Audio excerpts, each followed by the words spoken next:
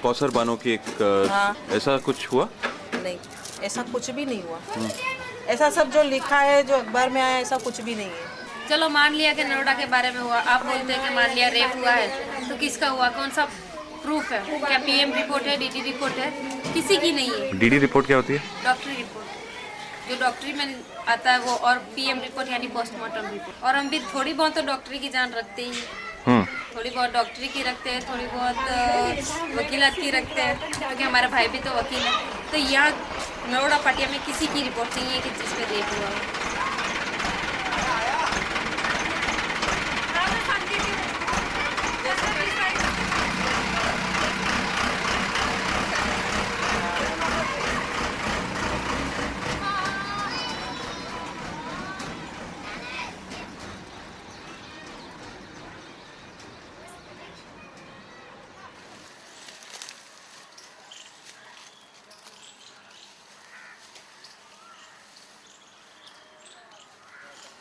औजुबिल्लाहिमिनश्शैतानिर्रजीम बिस्मिल्लाहिर्रहमानिर्रहीम अल्हम्दुलिल्लाहि रब्बिल आलमीन अर्रहमानिर्रहीम मालिकि यौमिद्दीन इय्याका नअबुदु व इय्याका नस्तईन इहदिनस सिरातल मुस्तकीम सिरातल लजीना अनअमता अलैहिम गैरिल मगदूबि अलैहिम वलद्दालिन आमीन बिस्मिल्लाहिर्रहमानिर्रहीम।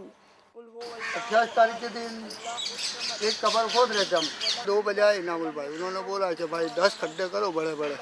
तो ऐसी बात हो गई है कि मुस्लिम लोगों को इतने जने मर चुके हैं, ये है न वो है।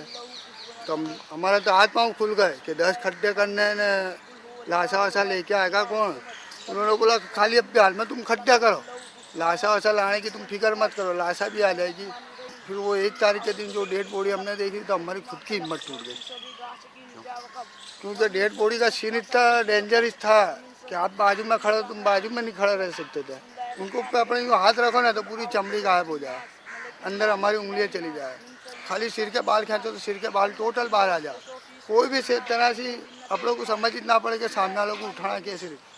तो ऐसी कोलसा हो के आई थी ना, मत पूछो ऐसी बात थी कि खाली कोयले के अपने हड्डियों के ढांचे ही दिखे, मांस तो कुछ दिखे नहीं। जो डेड बॉडी यहाँ पर आए वो कौन कौन से एरिया से? नरोड़ा पाटिया है, अपने गुलबर्ग सोसाइटी है। औरतों की जो यहाँ पे डेड बॉडी बॉडी आई लेके आए की हालत क्या थी उसके बारे में? 3 लेडीज़ की तो हमारे हाथों से, हमने हमारे हाथों से नाल काटी है। क्या किया? नाल काटी, जो प्रेगनेंट थी ना, बच्चा भी साथ में, लेडीज़ भी साथ में, नाल हमारे हाथों से काटी है। बच्चे भी मर गए? हाँ।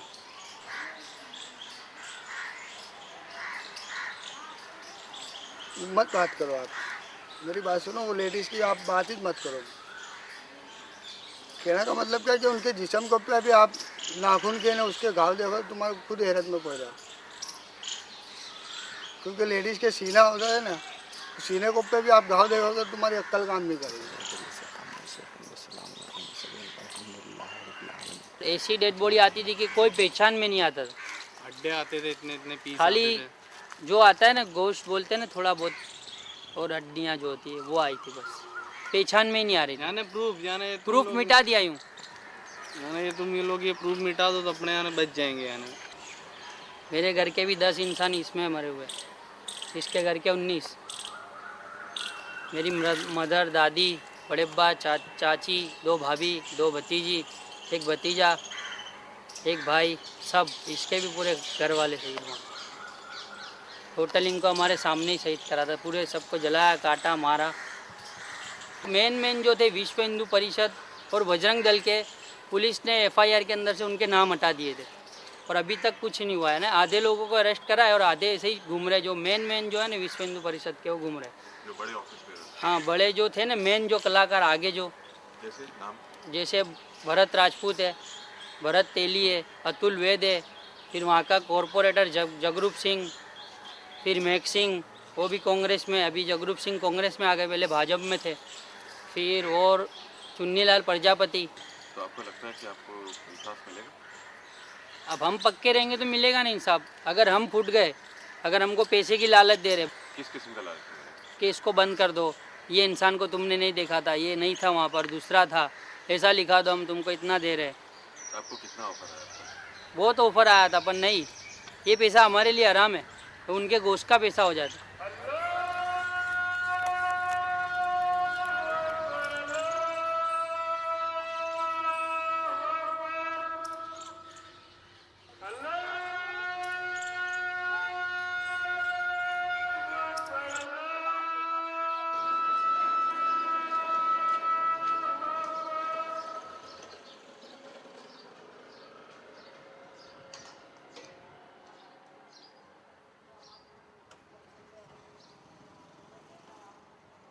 सुबह सबसे पहले जो अहमदाबाद के अंदर शुरुआत हुई तो यहाँ से हुई, गुलबर्ग सोसाइटी से हुई थी। तकरीबन साढ़े नौ हो चुका था।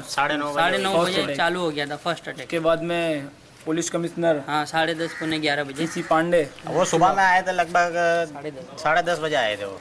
10:30 पौने 11 के करीब। तो उसके बाद भी पुलिस की मदद क्यों नहीं आई थे? उसके बाद कोई मदद ही नहीं आई। वो बोल के गए कि अभी हम बंदोबस्त भेजते हैं, तो उसके बाद कोई आया, खाली दिलासा दिया कि हम भेजते हैं। और जैसे ही इन्होंने 3 रास्ता पार करा, ऐसे ही पूरी पब्लिक इधर बाजू आ गई।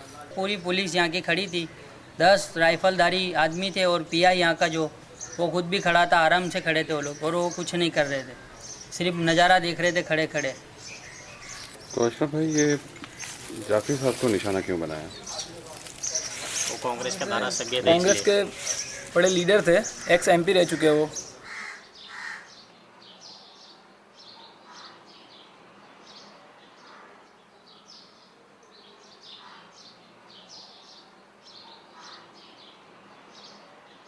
तकरीबन कितने 80 से 90 लोग ये रूम में थे। पूरी पब्लिक यहाँ, पूरे अंदर औरतें बच्चे सब, बड़े बड़े आदमी भी, और जाफरी साहब भी खुद यहीं पर थे। इधर तो कोई पाँव रखने की जगह नहीं, नहीं इतना फर्नीचर भी इतना जाफरी साहब के घर में तो क्या ना हो। तो वकील तो इधर तो सब कबाड़ थे, मतलब ये इनकी ऑफिस थी पूरा, इधर ये सब कबाड़ चौपड़े। फिर हम लोग, मैं और इधर सब आदमी खड़े थे मतलब, और औरतें भी थी। फिर मैं, मेरी देवरानी ने, हम लोग उधर चले गए।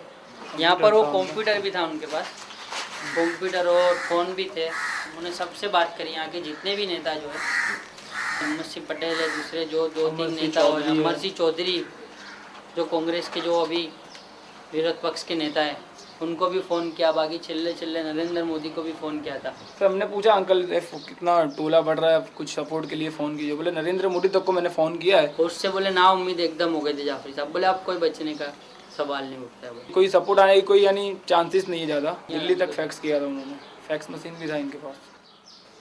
फिर इधर इनका AC है जाफरी साहब का, तो वो बारी वो लोग ने तोड़ी, बारी तोड़ के फिर उन्होंने इधर बाटला फेंका गैस का सिलेंडर। तो ये इधर मैं खड़ी थी, तो मेरे पाँव के पास आके ही गिरा इधर। अच्छे ऐसी औरतें चिल्लावे, बच्चे बेचारे चिल्लावे, रो के आधे हो गए, बच्चे भी नहीं औरतें भी नहीं सब। फिर भी हमने यहाँ कोशिश करी कि और लोगों को बचावे। तो वो लोग जितने भी थे, अमुक को हम लोग इधर ला रहे थे, तो उसमें क्या धुआं ज़्यादा हो गया ना, तो घुटन से क्या अमुक लोग यहीं बेहोश हो गए।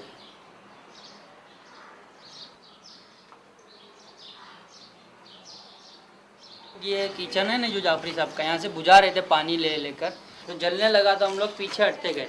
पीछे से ये जो बारी थी यहाँ की, तो ग्रिल विल तोड़ के हम लोग यहाँ खड़े थे, बारी तोड़ दी थी पूरी। 2 लड़के जिसका नाम भी शायद जानते हैं, मांगीलाल धुलचंद जैन, नगीन पटनी, वो दोनों पीछे खड़े थे पेट्रोल कैन लेके। तो हम यहाँ खड़े थे, हमारे ऊपर उन्होंने पेट्रोल डाला। ये ढाबा है ना, ये ढाबे से वो लोग केरोसिन के केरबे दे रहे थे। सब इधर इतने इंसान खड़े थे, एक नीचे खड़ा था, ये ऐसे लाइन लगा के फिर ऐसे फेंके केरोसिन को, पूरे घर में आग आग आग, और ऐसे केरबे से छुट्टे ऐसे फेंके, मतलब ज़्यादा आग लगे ऐसा। यहाँ पर थे जाफरी साहब। पहले जाफरी साहब को बोल रहे थे आप पीछे आ जाओ, पर नहीं, जाफरी साहब यहाँ खड़े हो गए थे। फिर यहाँ से जाफरी साहब बाहर गए, ये जो जाली है यहाँ पर खड़े रहे, उसमें मेरे फादर भी थे। तो फिर यहाँ से जाफरी साहब ने बुला के इन लोगों को छोड़ दो, ये लोग निर्दोष है, मैं आ रहा हूँ, मुझे जो भी करना है वो करो। मेरे फादर रोक रहे थे, उससे में तो जाफरी साहब बाहर निकल गए, और जाफरी साहब को पकड़ के 5-7 लोग मारते मारते घसीट के यूँ घुमा करके यूँ उधर से बाहर रोड पर ले गए। पहले वो अनवर भाई इधर बाहर बैठे थे, तो बेचारे वो लंगड़े थे एक पाँव से, तो वो जाली खोलने बाहर निकले ने, ऐसे ही उसको तलवार मार दी। उनके पीछे खड़े थे तो वो लड़की को खींच लिया, फिर दोस्त को, वो मक्खी के जैसे उस पर टूट पड़े। नहीं तो कोई 20 से 30 लड़के होंगे, ये बराबर बारी के पास ही। और उसके बाद सब अंदर घुसे थे, ये बाजू सब चारे बाजू आग। तो मैं इधर खड़ी, तो मेरा वारा आया, मैं पहली खड़ी थी, तो ऐसे ही मेरे को बोले कि इसको, बोले साली को चढ़ाओ, बोले टेबल पे नंगी गंदी गालियाँ देते। देखो